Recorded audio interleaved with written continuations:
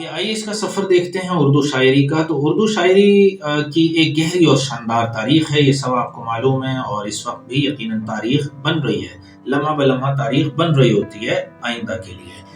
یہ برِ صغیر کی ثقافتی یعنی جو کلچر تھا وہاں کا، سماجی، سوشل اور سیاسی ارتقاء اور جو پولیٹیکل ایولیوشن ہے اس میں جڑی ہوئی ہے، اور یہ اس سے جڑی بھی ہوئی ہے۔ اس کا سفر صدیوں پر محیط ہے، جو زبان کے بدلتے ہوئے انداز، فلسفیانہ خیالات اور فنکارانہ اظہار کی عکاسی کرتا ہے۔ فارسی کے اثرات میں پروان چڑھنے سے لے کر ایک خود مختار اور طاقتور ادبی روایت کے طور پر ترقی پانے تک، اردو شاعری نے اپنے بولنے والوں کی شناخت کو تشکیل دینے میں اہم کردار یقیناً ادا کیا ہے۔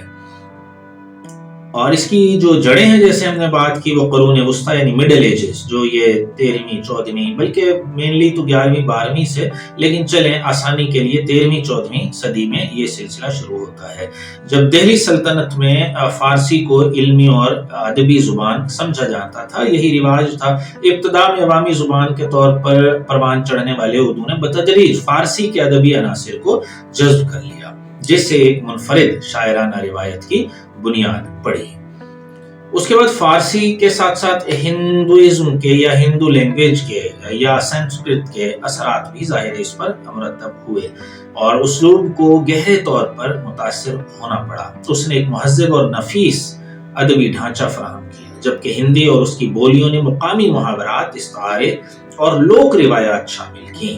یہ ہے یعنی ہندی کے حوالے سے کہ اس نے جو مقامی محاورات تھے، استعارے تھے وہاں کے لوکل، اور جو کچھ روایات تھیں، تمدن تھا، وہ شامل کیا، جبکہ فارسی نے بہت نفیس اسلوب کو اردو میں متعارف کروایا۔ اس امتزاج کے نتیجے میں ایسی شاعری وجود میں آئی جو نہ صرف فکری طور پر گہری تھی بلکہ جذباتی لحاظ سے بھی اثر انگیز تھی۔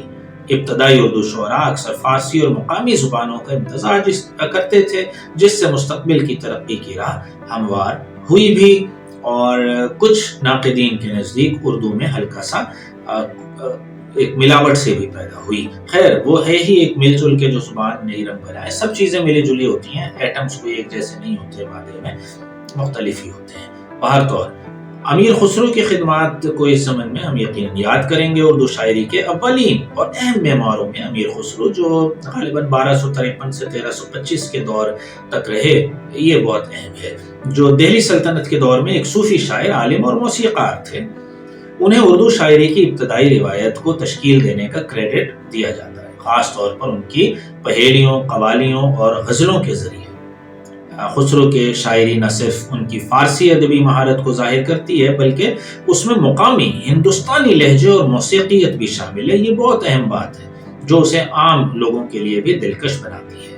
ان کے کام نے اردو کو بطور ادبی زبان مستحکم کرنے میں بنیادی کردار یقیناً ادا کیا۔ تو اگر اس سے آگے سٹیپ پر ہم دیکھیں، اگلے درجے پر جائیں، تو عہد مغلیہ آتا ہے، جس میں نکھار آیا، منفرد شناخت بنی شاعری کی۔ تو مغلیہ دور کو آپ 16ویں سے 18ویں صدی تک رفلی شمار کر لیں، تو یہ اردو شاعری کے لیے سنہری دور ہے، کیونکہ اسے ایک تو شاہی سرپرستی حاصل ہوئی لامحالہ۔ اس دور کے شعراء نے غزل، مثنوی اور رباعی کی اصناف کو مزید نکھارا، اور ان میں گہرے فلسفیانہ اور رومانوی موضوعات شامل کیے۔ فارسی کے ساتھ ساتھ اردو کے بڑھتے ہوئے استعمال نے اسے ایک باقاعدہ ادبی زبان کے طور پر مزید مضبوط کیا۔ اس کے بعد غزل کا ارتقاء شروع ہوا۔ غزل جو محبت، جدائی، حسن ازل کے موضوعات پر مبنی صنف ہے، اس دور میں سب سے مقبول صنف بن گئی، تو یہ ایک الگ یونرا کے طور پر سامنے آ گئی۔ فارسی کے عظیم شعراء جیسے حافظ شیرازی اور سعدی سے متاثر ہو کر اردو شعراء نے غزل کو اپنے منفرد ثقافتی اور جذباتی تجربات کے مطابق ڈھال لیا۔ اس کے بعد مغلیہ دور کے اہم شعراء، وہ آپ کو پہلی معلوم ہے، ولی دکنی سب سے نمایاں ہے، یعنی اولین ہونے کے ناطے کہ یہ اردو کے پہلے بڑے شاعر سمجھے جاتے ہیں، ولی دکنی۔ ان کی شاعری نے اردو کو فارسی سے ممتاز کرتے ہوئے ایک منفرد اسلوب اور جذباتی گہرائی عطا ہوئی، جو زبان میں شاعری کے ذریعے وہ یقیناً ہمارے پہلے شاعر ہونے کا درجہ رکھتے ہیں، ولی دکنی۔